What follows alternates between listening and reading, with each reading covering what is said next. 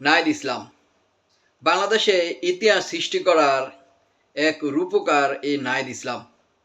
এক সরকারকে এক দফা দাবি সেই আওয়াজ তুলে সরকারকে বিদায় করে দিয়েছেন এই নাহিদ ইসলাম। তারপর এই নাহিদ ইসলাম উপদেষ্টা হন, সরকারের দায়িত্ব নেন। দায়িত্ব থেকে সেখান থেকে সরে আসেন, মানুষের কাতারে চলে আসেন। এটাও নজিরবিহীন যে ক্ষমতা, ধন দৌলত সব কিছু থাকা সত্ত্বেও এই নাহিদ ইসলাম সরকার থেকে সরে এসে জনতার কাতারে এসে নতুন একটি দলে আত্মপ্রকাশ করেছেন। এই নাহিদ ইসলাম আরও একটি ইতিহাস সৃষ্টি করে দিয়েছেন। এই নাহিদ ইসলামের নাম হয়তো ইতিহাসে লেখা থাকবে আজীবন। সেই ইতিহাস আরও একটি সৃষ্টি করে দিয়েছেন, যা বিগততে 53 বছরের স্বাধীন বাংলাদেশে এমন কেউ করেনি। এরকম সচ্ছল সরকারের ক্ষমতা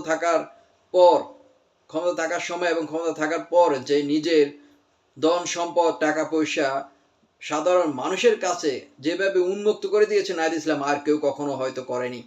নাহিদ ইসলাম এবার উপদেষ্টা পদ থেকে সরে যাওয়ার পর, পদত্যাগ করার পর তার ভেরিফাই ফেসবুকে তার অর্থ সম্পদ সরাসরি তিনি ফেসবুকে স্ট্যাটাস দিয়ে দিয়েছেন। তিনি সেখানে স্ট্যাটাসে বলেছেন, আমার ইসলামী ব্যাংক ছাড়া আর কোনো অ্যাকাউন্ট নেই। উপদেষ্টা হওয়ার পর সম্মান ভাতা পাওয়ার জন্য, সম্মানীয় যে টাকা পাওয়ার জন্য সে একটি সোনালী ব্যাংকে একটি অ্যাকাউন্ট করেন। তো সেখানে যে টাকাগুলো হয়েছে সেই টাকাগুলোর হিসাবে কিন্তু প্রায় মিনিমাম 10 লক্ষ টাকা মতো সেই হিসাব দিয়েছেন। তিনি বলেছেন এর বাইরে তার কোনো অ্যাকাউন্ট আর ব্যাংক অ্যাকাউন্ট নাই, বা সেই উপদেষ্টা থাকার সময় কোনো ধন সম্পদ ক্রয় করেননি, বা আমার পরিবার, আমার স্ত্রী কেউ, মা বাবা কেউ ক্রয় করেনি। তাদের কোনো ব্যাংক অ্যাকাউন্টে এই ধরনের কোনো টাকা নেই।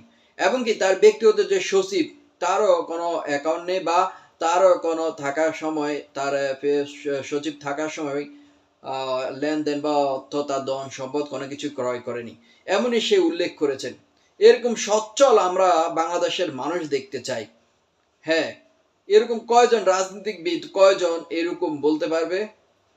আমার মনে হয় না কেউ বলতে পারবে। এই নাহিদ ইসলাম এক ইতিহাস রচনা করে গিয়েছেন, মানুষের চোখে আঙ্গুল দিয়ে দেখিয়ে দিয়েছেন কিভাবে দেশ চালাতে হবে, কিভাবে মানুষের কাতারে আসতে হবে, কিভাবে একজন সৎ নেতা হতে হবে, কিভাবে তার অ্যাকাউন্টের হিসাব দেখুন। ক্ষমতা থাকার সময় কিন্তু সে কত সচ্ছল ছিল, ক্ষমতা থেকে বের হয়েও সে কত সচ্ছল। শুভকামনা রইল। আপনারা কি বলেন? মতামত অবশ্যই কমেন্ট বক্সে।